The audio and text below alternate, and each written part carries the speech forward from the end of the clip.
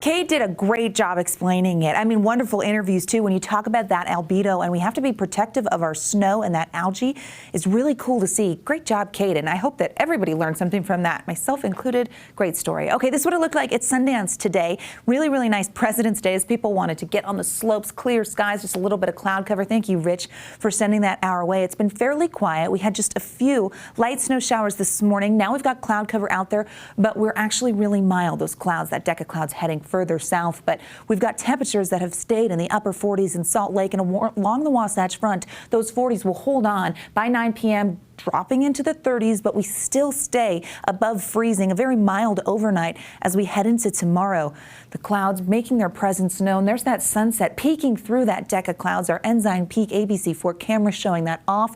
Salt Lake going under a winter storm warning as we head into tomorrow. And it's not just us. Winter storm warnings in pink here on the Utah map.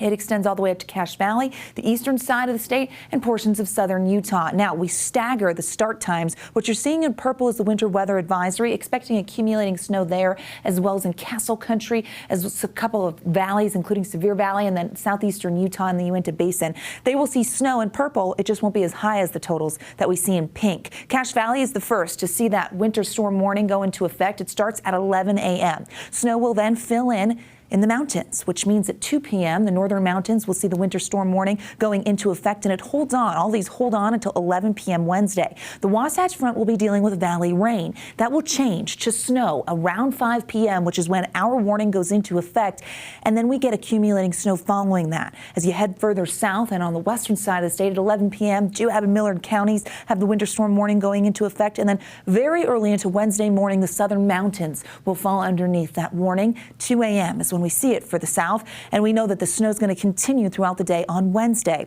This is a strong system, and with it, it brings very strong winds. High wind warnings for the southern portion of the state. We're talking about gusts up to about 70 miles per hour possible. You want to secure your loose objects now in southern Utah. This is going into effect tomorrow afternoon.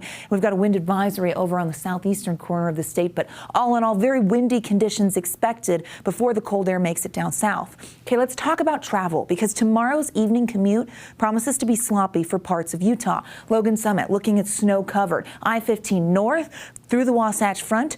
We'll see rain turning to snow, so slushy and at times snow covered.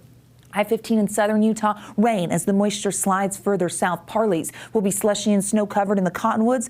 Could see a closure because we get very intense snowfall rates, and that means rapid accumulation once we kick things off. Futurecast takes us through what to expect here. Increasing cloud cover. Here comes some snow. 5 a.m. we start to see moisture showing up. Valley rain, mountain snow. That really extends and slides south. By 8 a.m. we've got rain filling in Weber County. There's the center of the trough. That's what that boundary right here signifies. We've got valley rain by lunch for the Wasatch Front, mountain snow and soggy conditions for our Tuesday. Then the cold air starts to filter in, and we see the front kind of stall a little bit. That will allow for snow to fill in for our evening commute. By 5 p.m., look at Salt Lake, Davis, Weber County, Utah County, heavy snow potential, which means the evening commute is going to be very tricky.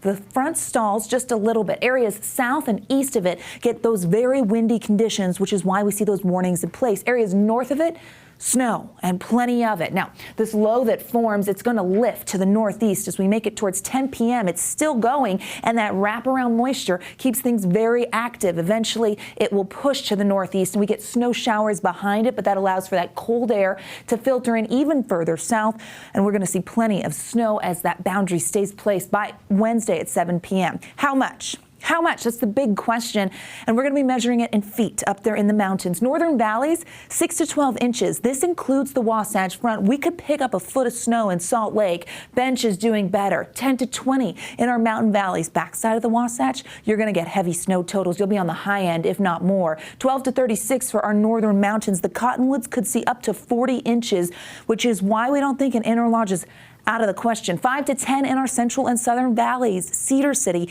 could pick up the high end there. 1 to 2 feet in our central and southern mountains. Rain in St. George, but cold enough air arrives where we get some mixed precipitation, and active skies don't leave. They stick around. 30s and 40s for tomorrow. 50s in Moab, 60s in St. George. Here's a check on the St. George 7-day with active conditions. Yes, snow on the 7-day in southern Utah. Temperatures back in the 40s. Wasatch Front, straight snow by Wednesday, snow showers Thursday, and the chance of snow sticks around another system Thursday, Friday, and Sunday, Monday. Glenn, Emily, a lot going on. Over to you.